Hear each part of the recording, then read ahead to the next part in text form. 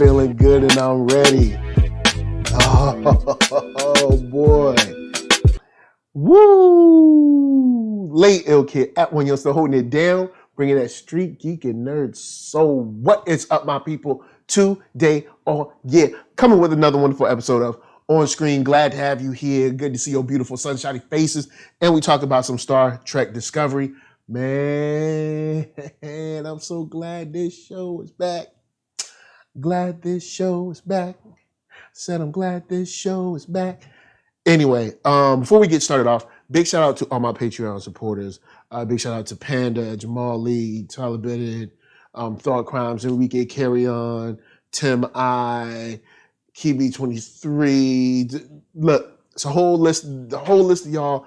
You guys help so much. Also, big shout out to Blurtish. Big shout out to Thought Crimes.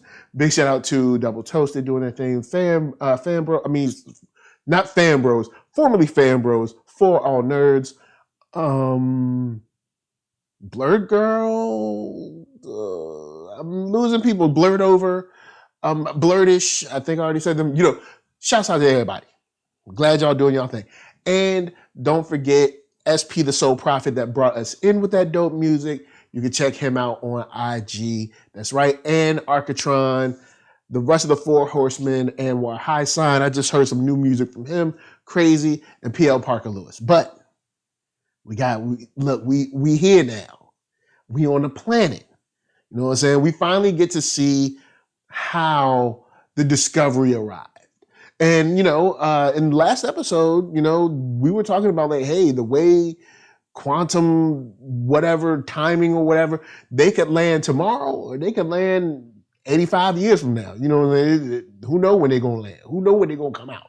So we do now know that it's been a year since, of course, Michael Burnham came here a year ago, and now, now here come the Star Trek, Discovery. They here now.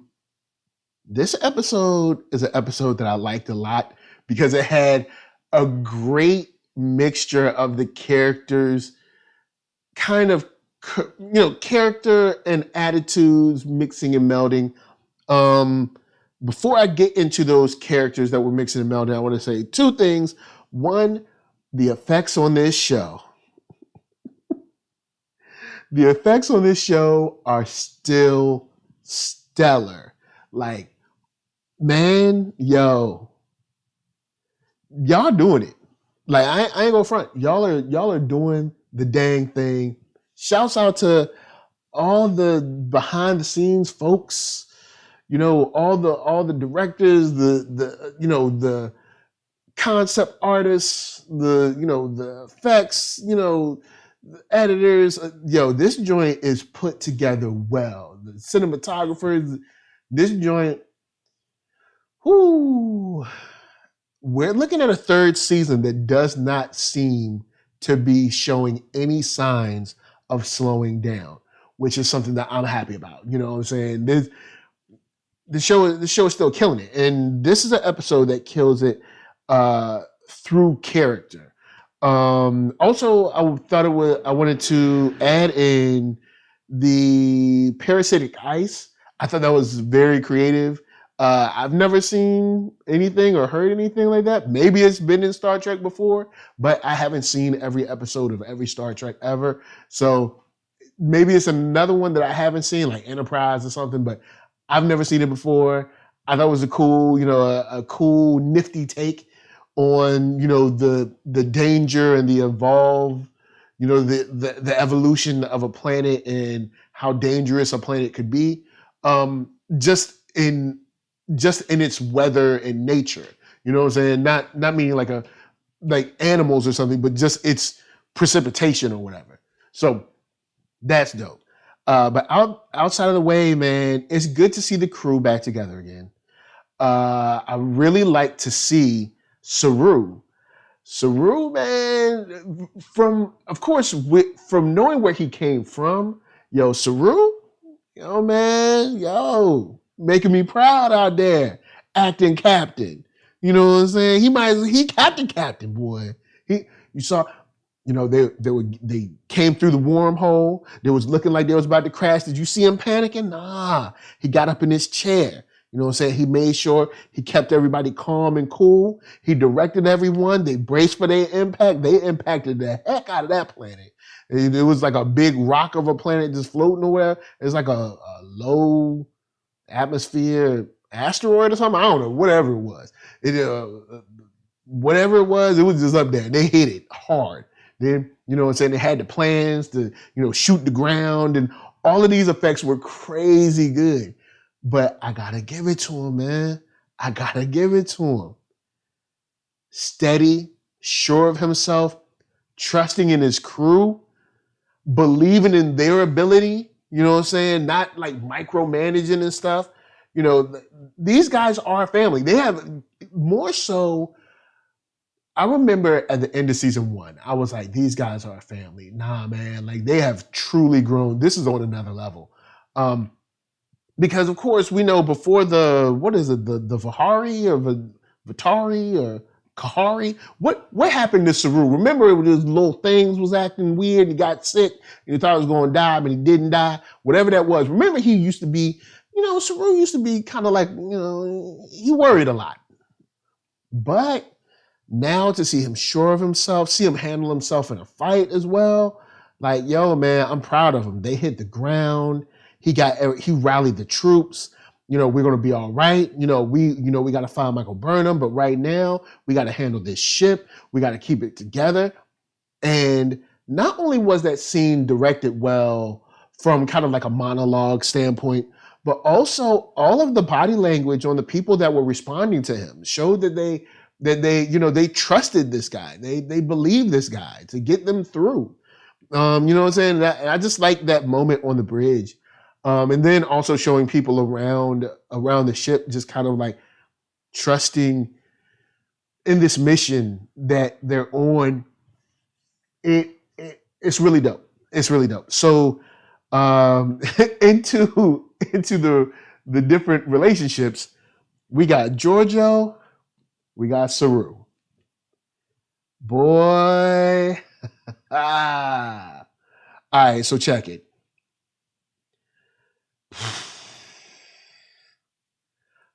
Philippa Giorgio is a problem.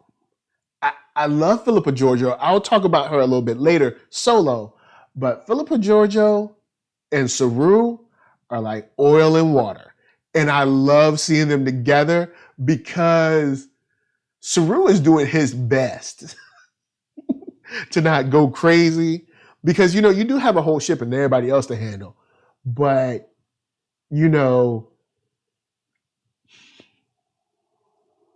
Giorgio tries very hard to get on your last nerve. So the way his nerves is set up. But seeing them go back and forth about needing engineers, seeing them going back and forth about responsibilities, seeing them go back and forth about anything, even when it comes to defense / killing people, you can see, they're at odds in a lot of ways. And I think they play off each other so well.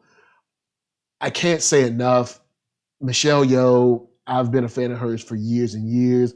As someone who used to love like action flicks back in the 80s and 90s, when I was just a wee tot. But seeing their interesting play against each other, because remember, Philippa Giorgio is a captain. No, not only a captain. Wasn't she like the empress of like the evil empire on the other dimension? Like, so, like she is it's not like he's talking to someone who ain't got no experience. Her old girl is the real deal. But just seeing them go back and forth and her being like, yo, look, if I would have stayed at the other joint, they would have made me the head of Section 31, and I don't want to do that. Like, I want to be free to run around and beat people up as I see fit. And that energy with Saru and him trying to contain her, when possible, or kind of guide her in ways where it won't be crazy. Because he's like, yo, we're still Federation Starfleet, even though Federation Starfleet ain't really Starfleet right now. We'll get into that later. I like that. And then Jet Reno, man, yo, I love that girl. Ever since we met her in season 2, I have loved Jet Reno, and her and Stamets together is just it's another great pairing on this episode. Big shout out to Technomaster. Good to see you in the chat. Technomaster says yes, Giorgio is used to running the shots. Also, back in her universe, she used to eat his species for dinner, literally. True that. I forgot. You're right on that one. But I'm not sure she realizes Saru is a natural apex predator. Oh, yeah. Remember, homie had the little flaps. He was like, you know what I'm saying? You got to take somebody out. So Stamets, with his pain, you know what I'm saying, and Hugh bringing him back to life, not bringing him back to life, but, just nursing him to health. And him trying to force himself to be part of this, repair mission or whatever. And of course, we know it's going to work, but it's just the journey to it. Him versus Reno over and over again with all these quips, all these little side jokes, all these kind of like little disses. I'm here for it, man. It makes the show way more touching, because we know Reno is, she's a teddy bear, but she's just, she's got that kind of snarky, arrogant, quippy exterior. I do like how old girl came to her, the other new girl from season 2, and I can't remember her name, I apologize, but she has like the stuff on her cheeks so she can breathe. Whatever race she is, and I completely forgot. But when she came to her, she was like, yo, Giorgio said she was coming down here. She was like, when does Giorgio ever do what she's supposed to do? So that was cool. But seeing her playing off Stamets the whole time, even when he was in pain, kind of driving her forward, and then having Stamets saying like, thanks for nothing at the end of it when they got the ship up. I really enjoyed that. Just the writing is well done, and the way these actors and actresses play their characters, it seems genuine. It seems like these people really know and work with one another, and not as actors, but like these are people in Federation Starfleet that have to deal with each other day in and day out, and I love it. I love it a lot. Into the chat, Technomaster says, I hope we get to see Saru go ham on some folks once this season, because they're going to have to pull Starfleet back together before they can try to rebuild the Federation. The disco crew going to get dirty. Yeah, I do believe the disco crew going to get dirty, because here's the deal. In the bar on the colony, Saru could have stopped Giorgio earlier, but he kind of let her work a little bit, because she killed 2 of those dudes. You know what I'm saying? I think the guy behind the bar killed a guy, and she killed 2 guys. And she was getting ready to kill the head guy, but Saru was like, all right, come on now. Come on now. We Starfleet. We can't be killing everybody. But she was right. She was like, had I not been here, he would have killed you, killed her, and been over to the ship, probably trying to kill everybody else. So we do have, it's kind of like that thing with Lovecraft Country, where we were going back and forth about, de-killing Christina. You got to. I can't leave this a chance. I don't know. They'll be like, leave her to die. Nope. I need to confirm this. You know what I'm saying? So we'll see how, what's his name? Zara? Is it Zara? Or Zara? Zara. I think it's Zara. We'll see how Zara plays out. But once he came on the scene, I was like, this dude looks sweaty, like greasy and sleazy. I was like, nah, bruh. But I did enjoy that scene in the bar as well, which I'll talk about some more. But back to Reno and Stamets. Basically, the ability to handle two people in a room as well as Star Trek Discovery does it in all three of these seasons, it's a credit to the writing, the direction, the actors and actresses that they got on this joint. Dope. It's just dopeness.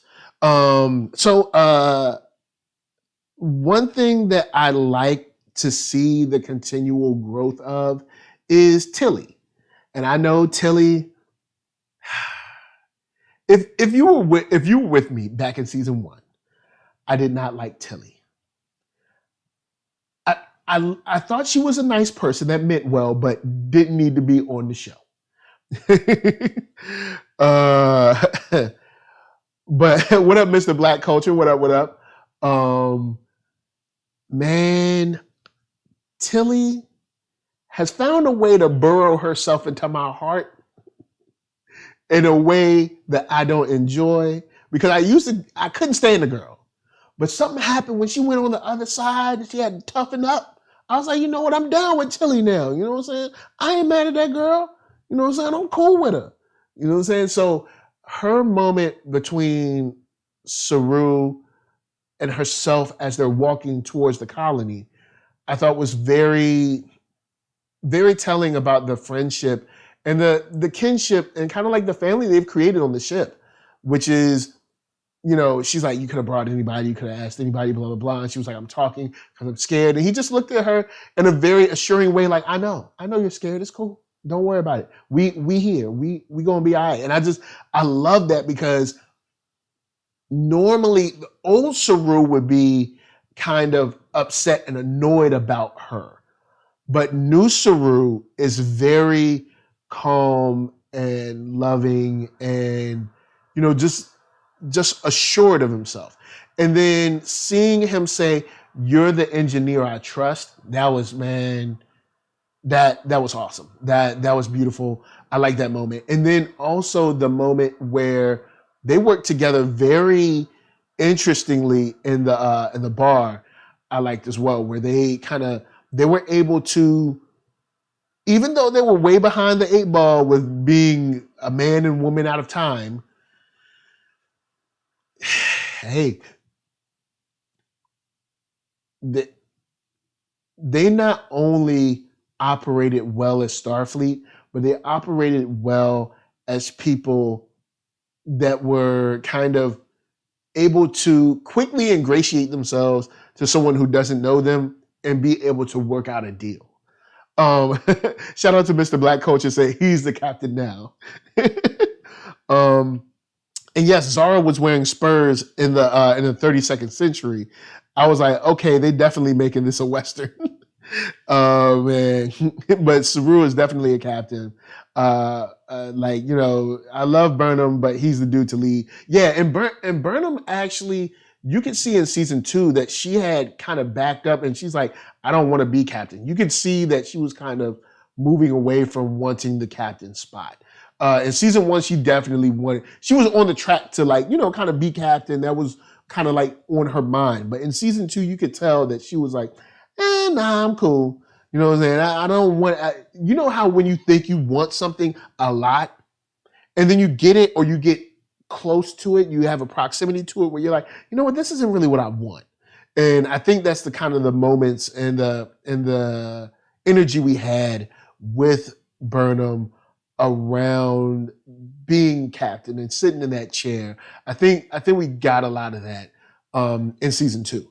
But moving on, I wanted to ask you about how cool is programmable matter in the future. Man, look, all right, check this. I know the state we're in the world. I know what state we're in the US. But dag, I wish we could get to that Star Trek future. I really do. Programmable matter is like super duper 3D printing. Like this one is like 3D printing looks like House Party 2 compared to that thing. Like, Programmable matter? My dude. Why can't we get there? I want to get there. I don't want to be here. I want to be with the programmable matter. I want to fly on spaceships and do cool things. And not like, alas, I know.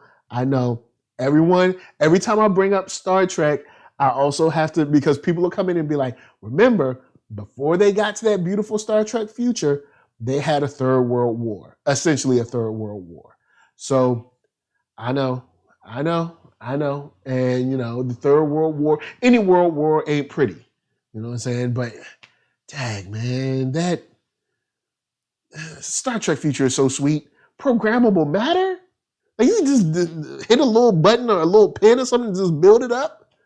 Like, think about this. Think of how sick the Discovery is. When we start Discovery is like the illest, newest space vessel. Is like super sweet. It has the jump drive, the spore drive. They can be like, pew, pew, go everywhere and do all kinds of cool stuff, right? Super duper sweet.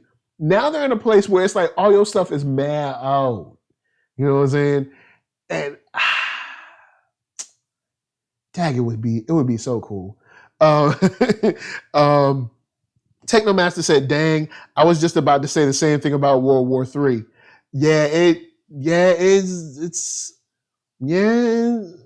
I know you had, because they're like, look, if you wanted to be like Star Trek, they had a third world war before they got their stuff together. Could we get it together without a third world war? Could we just skip that part? Be like, yo, we ain't gonna go to war. We just gonna stop all the BS, stop tripping, and then get our like Starfleet Federation on, and then like Earth is gonna be super sweet. Money's not gonna be an issue. You know what I'm saying? Cool technology stuff all over the place. People just having a good time. Whenever you see Earth in Star Trek, Earth is always cool. People just smiling and stuff. People just happy and free. You know what I'm saying? Why can't... I digress. All right. So anyway, slide that to the side. Last thing I wanted to get into was Keela. Okay. I'm really worried about Keela and where this might go. Because remember last season, but I know last season we had the robot, and hit me in the comments and let me know the name of the robot, because I can't think of it right now. I know last season, one of the crew were kind of infiltrated. And I don't think that's the thing here. But I am worried that we're going to have a crew member that slowly loses all of their mental capacities. And Keela's cool, man. She's always been like a fun character. She's, of course, she hasn't been like the highlight of anything, you know what I'm saying? But I do think she's a dope character, and I know she's important to the crew and to the family of the crew. And I think it would be hard to see a season where someone's mental capabilities fade and maybe they're not able to perform their duties, and they have to kick them off the squad. You know what I'm saying? They'll have to be, like a regular, like citizen or something, and not be on the crew. You know what I'm saying? I hope not. You know what I'm saying? I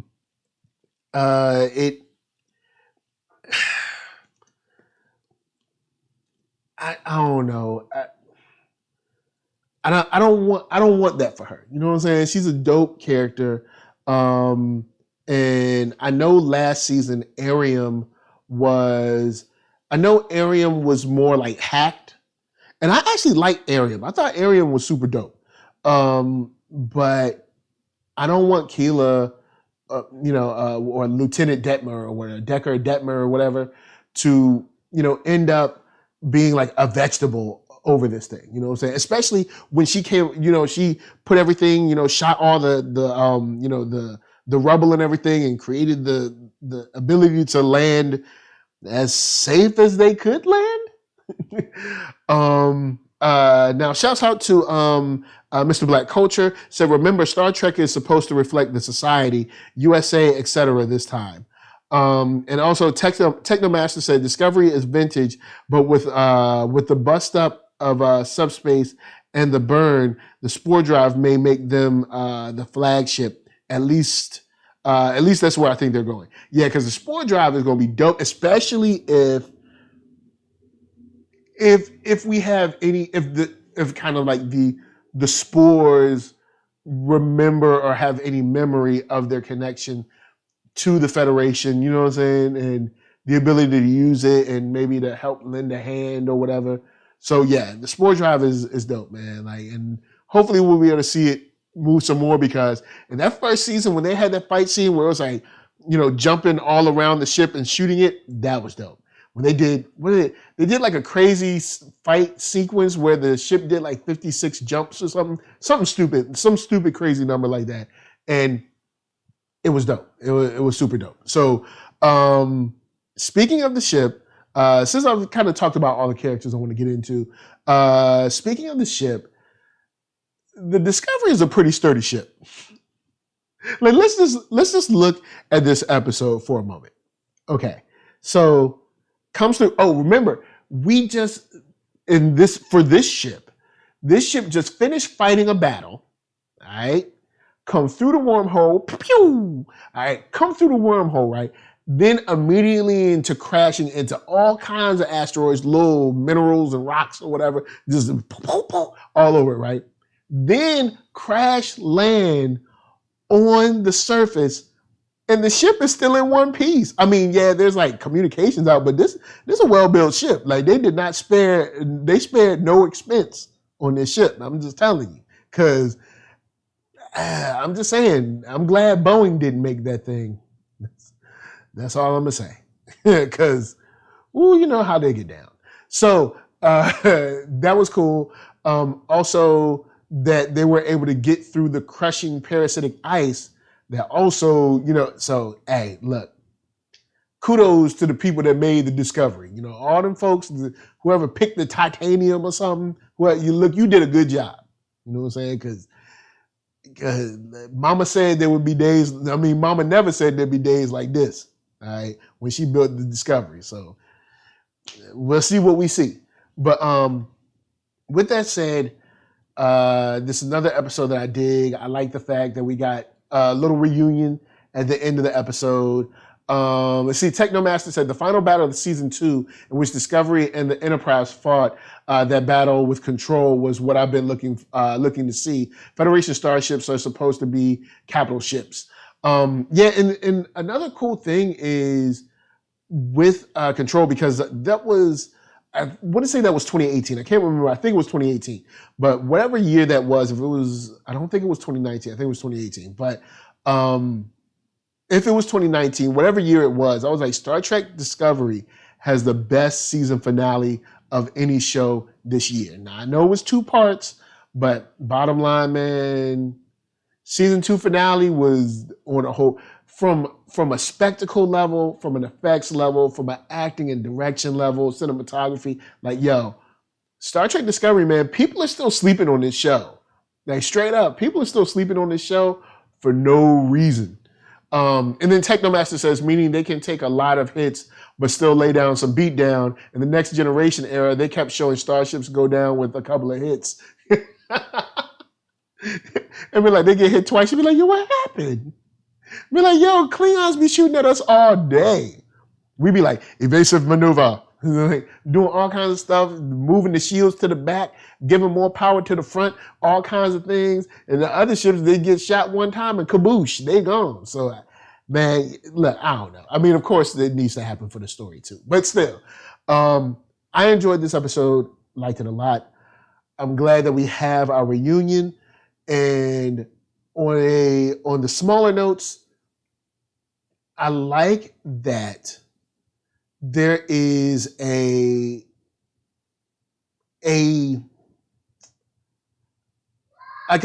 opening, a need, a wanting for the Federation to return. And I believe the wanting for the Federation to return is because of stuff like Zara. Also, what I think will make this season very interesting is because all of the people like Zara, people at the Exchange, they're not going to want the Federation Starfleet to return. They're going to be like, yeah, we like it like we got it. So I am quite interested to see exactly how they play just this kind of shift, because we got the Discovery, and the guy at the Watchtower said there were 2 ships, right? So we have 3 ships, maybe. But, you know, just because it's 3 ships doesn't mean everybody gonna get along. And everybody might not have, you know, the same skill level, the same tolerance level, or the same enthusiasm that maybe Michael Burnham and the Discovery will have. Maybe their enthusiasm will kind of like reinvigorate and regenerate and rejuvenate or whatever. Everybody, who knows? Because they have been waiting for a long time for the Starfleet to return. So maybe the people are excited to see them. But maybe there's a lot of hate and, you know, disdain, because they're like, yo, where y'all been? You know, they're like, what are y'all doing? Like, we needed you, kind of thing. So I really want to see how the season plays out, where we go. Also, to remark on last episode, I love Book's ship. That ship is cool. It reminds me of a B-Wing, but better. So I'm all for that little cool, it looks like a knife, and you know, that ship is just sweet. If I get a chance to have a ship, I want a ship like that. Shouts to Mr. Black Culture. Said people are not going to love those shows until years later. This is made for the new generation. And then Technomaster says, why be a model well-adapted citizen in a utopia when I could be an amoral space cowboy, crime lord, bad guys got swag? You can have swag and be good too. Oh man. We saw this episode, bad guys got swag, but bad guys got beat up. You know what I'm saying? Got your neck snapped like straight out. But yeah, I do think there's going to be a lot of pushback, if you will, from people saying, no. We like this lawlessness just like we got it. Oh man. And then Mr. Black Culture says, waiting to see this Love Jones story, how this Love Jones story turns out too. I guess you mean between Burnham and Book? Because I think they're already good together, man. Plus, it's been a year. So the next time we see them together, he might be like, hey, girl. No, I was just playing. He won't do that. That'd be wrong. Oh, man. So, guys, with that said, thank you for coming through. Thank you for chilling. All right. Oh, man, I'm crazy. So, NERD, SOUL, Facebook, Instagram, Twitter, all them places. YouTube is the hub. You know what I'm saying? Hit that thumbs up if you like what you're seeing. Hit that thumbs down if you don't. If you hit that thumbs down, I'm going to send Zara after you, all right? He going to be wearing nothing but Spurs. Nothing but Spurs. All right? Podcast, if you want to listen, wherever you get your podcast at, just search NERDSoul. I'm going to be right there going to hit that 5 stars or whatever, all that good stuff. And some music. Spotify, too. Don't sleep. NERDSoul is up on there. I got some modest jams for you. Just some baby hits, if you will. Technomaster says, shoot, Burnham and Book been cupcaking big time. Yo, man, she been here for a year. You know what I'm saying? Been like, hey, living it up. She got new hair. Whoo. Oh, Book been living it up. Space love. So, guys, I'm going to leave y'all with Arcatron. That's ARCKATRON.com. He made the Space Bridge. It's in stores now. You can stream it, buy it, all that stuff. Check it out. That's the Space Bridge. Space Bridge is one word. And yo, man, till next time, when we get our real reunion, it's going to be all good. But from me to you and NERDSoul Light, who NERDSoul Light just like, look, we ain't doing it today. But from us to you, peace. Oh, and a woo for you and a woo for you and a futuristic woo for you. Peace, y'all. Yeah.